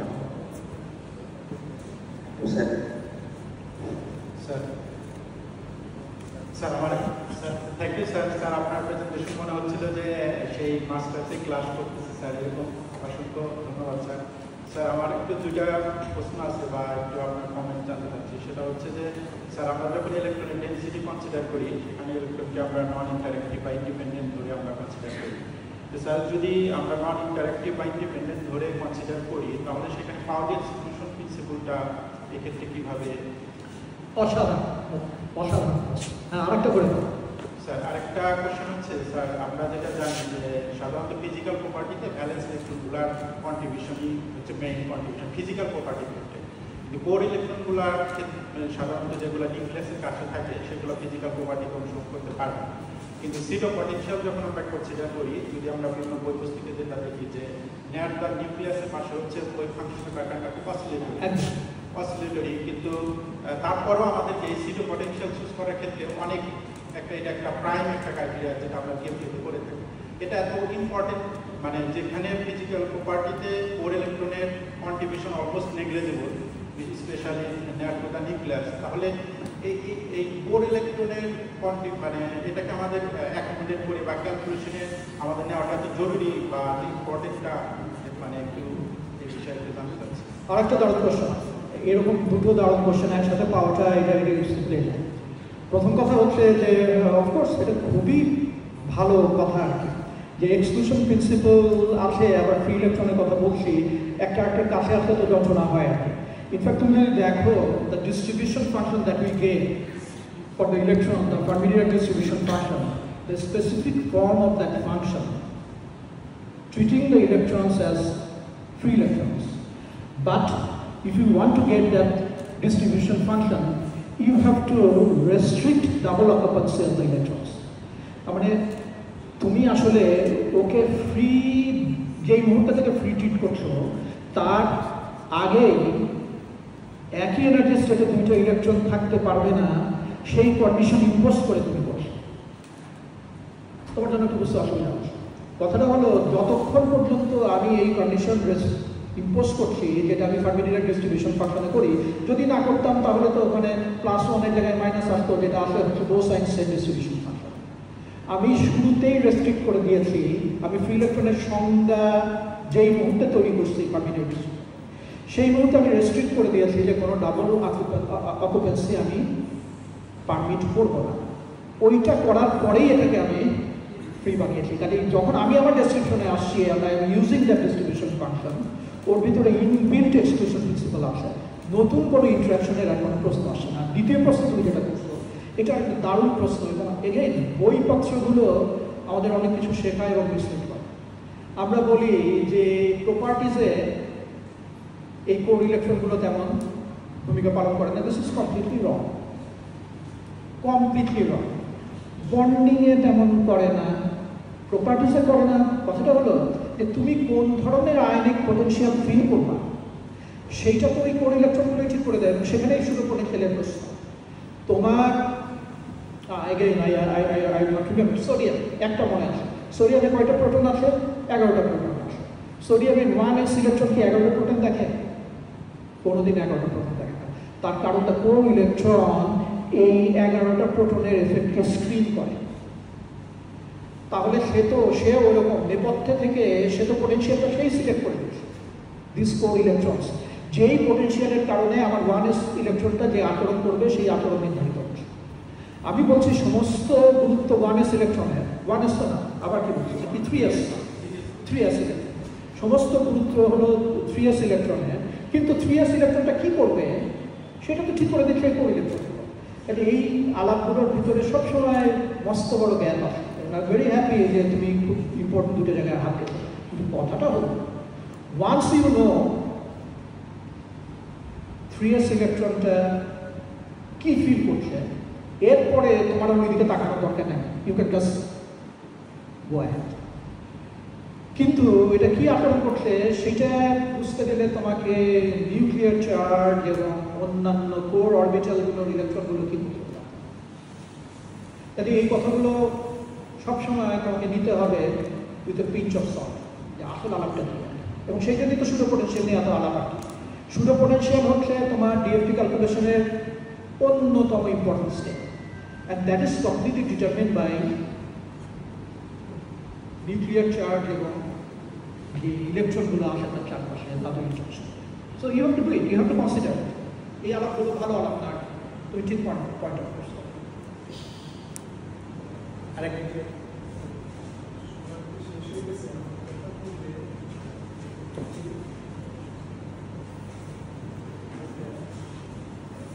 রিসার্চ করতে আসার আগে সলিড স্টেট ফিজিক্স আছে, হিসেবে নাই, সলিড স্টেট হিসেবে আছে। সেখানে যেভাবে পড়ানো হয় সেটাই মোস্ট ইম্পর্টেন্ট, বেসিক্সগুলো।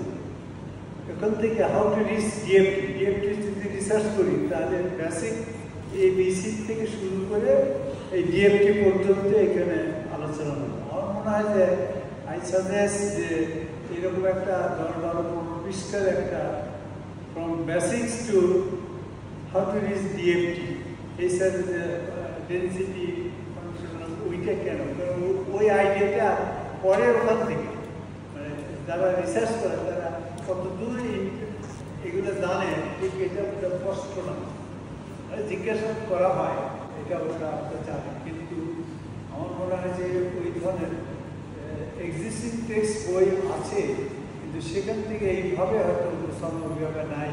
আমার মনে হয় যে পার্টিকুলারলি ডিএফটি স্টাডির জন্য বেসিক্স টু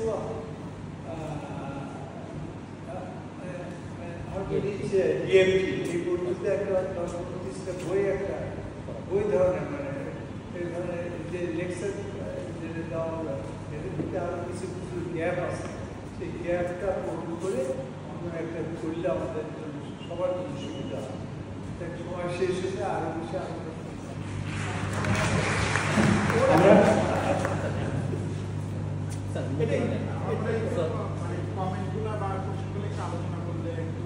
আমার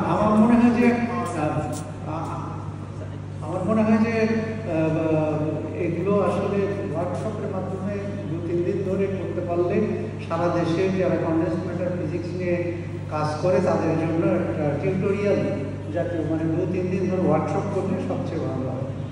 তো কোশ্চেন ঠিক আছে তার মধ্যে তো আমার কোশ্চেন অলরেডি একটা বলেছে, আর একটা কমেন্ট যেটা স্যারে প্রকাশ করছেন, আমিও চাচ্ছিলাম স্যার এরকম একটা ছোট বেসিস বই, যে বেসিস টু ডিএফটি, এই ছোট বই স্যার টেক্সটটাকে আপনার আশা করছিলাম।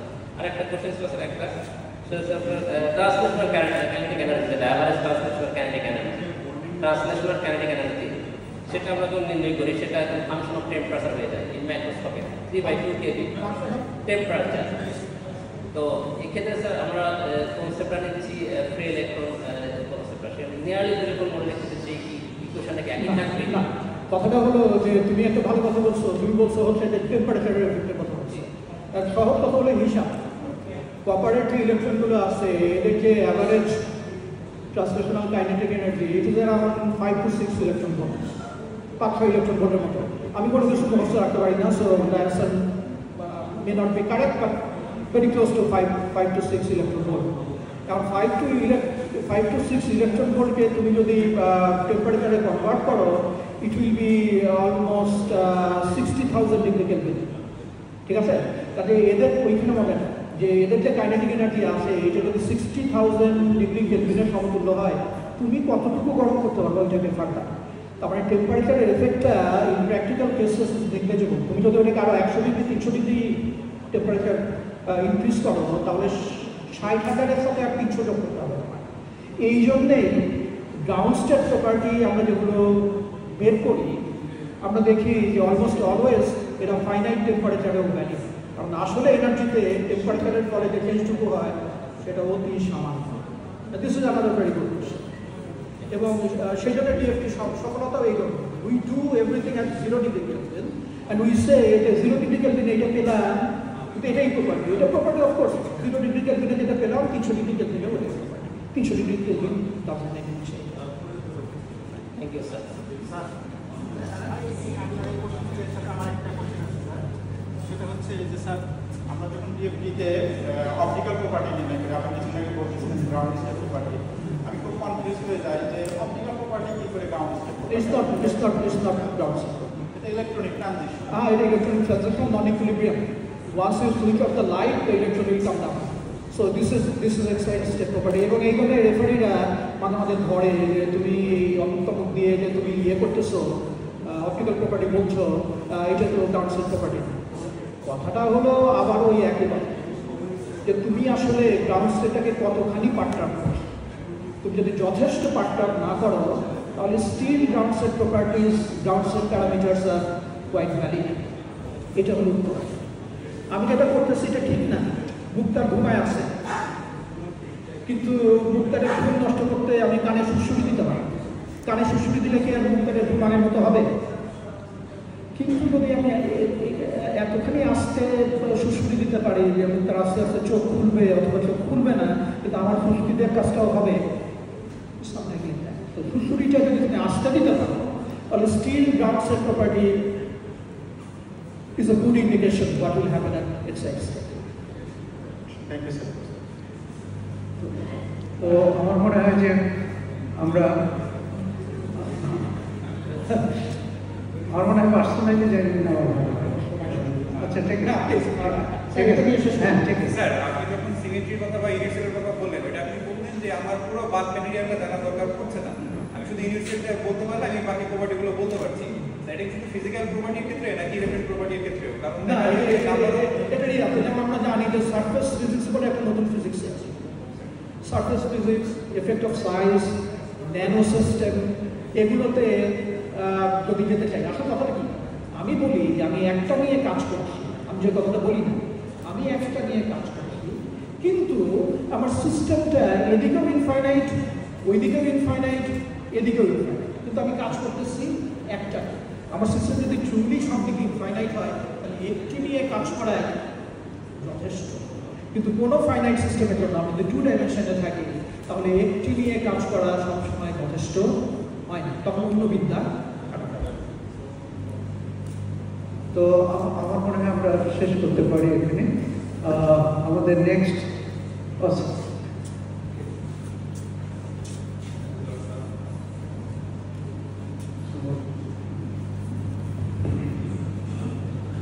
So now is the time to honor our keynote speaker with the crest.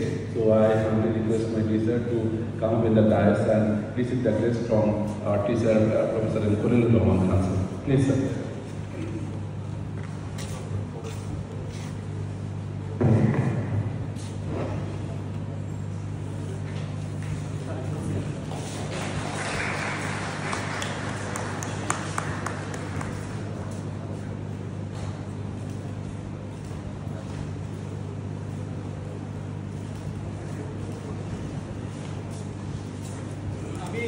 শুধু একটি কথা একটু আপনাকে বলতে চাই। আমি ভীষণভাবে কৃতজ্ঞ এই জন্য যে আমি কয়েক ঘন্টা সময় আমার প্রধান করণিকের দায়িত্ব থেকে আমি মুক্তি পাইছি। আজকে যদি এটা না থাকতো এর মধ্যে আমাদের অনেক ফাইল সিগনেচার করতে হতো, তার চেয়ে আমি এই সময়টা এখানে কাটাতে পারছি, যে কাজটা করে আনন্দ পাই। সবাইকে অসংখ্য ধন্যবাদ আমাকে এই স্বস্তিটুকু দেওয়ার জন্য। আসলে